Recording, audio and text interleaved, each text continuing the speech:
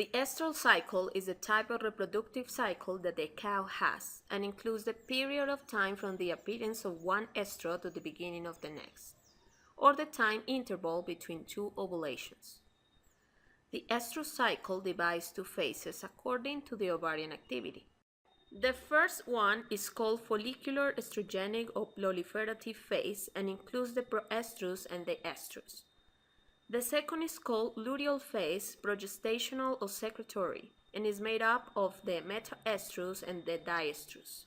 At the beginning of the proestrus, FSH, follicle-stimulating hormone, determines the growth of a group of immature follicles. This is favored by the activins that these follicles secrete to promote their own growth, as the activins stimulate the FSH.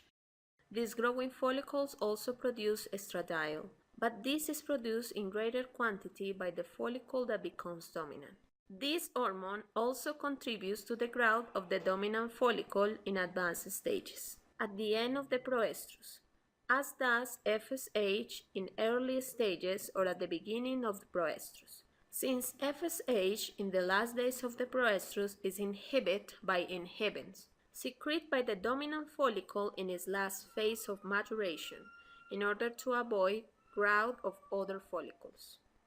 The estrus lasts between 12 and 24 hours, and the predominant hormone here is the estradiol, which is responsible for the expression of the signs of heat or seal by acting on the central nervous system.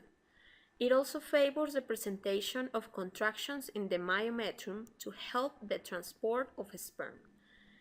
And it is the hormone that causes the LH peak, inducer of ovulation, through the stimulus that exerts on the GnRH. Here begins the day zero of the cycle.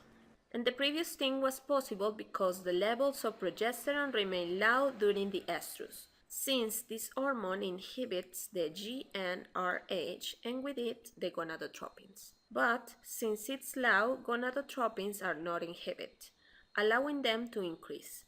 Specifically, the LH stimulated by estradiol. Ovulation occurs 24 hours after the LH peak, on day 1 of the metaestrus, and from there begins the formation of a corpus luteum, producing increasing amounts of progesterone, causing the gonadotropins to regress to basal levels. Remember that this hormone inhibits GnRH.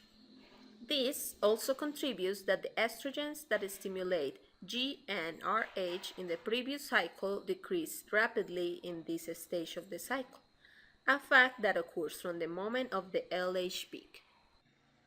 In the diestrus, already on day 7, there is a mature corpus luteum producing high levels of progesterone.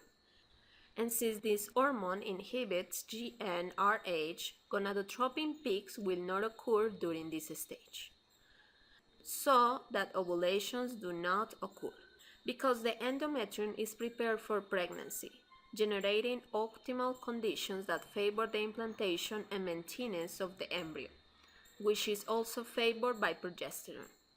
In domestic animals, the growth of a group of new follicles not only occurs during the follicular phase, it also occurs during the luteal phase, and this is called follicular waves.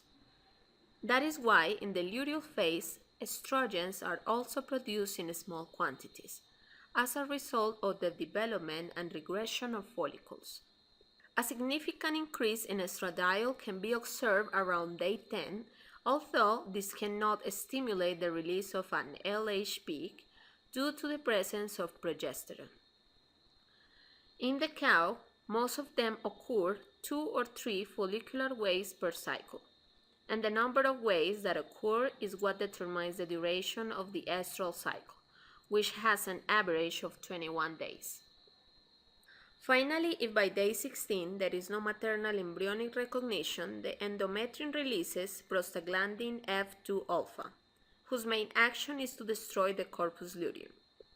With this, the levels of progesterone fall again in the proestrus, so that the inhibition on the GnRH is withdrawn, favoring the increase of gonadotropins that will stimulate a next follicular wave in which a follicle will become dominant, and will produce large amounts of estradiol again in the estrus to stimulate the LH peak and a following ovulation.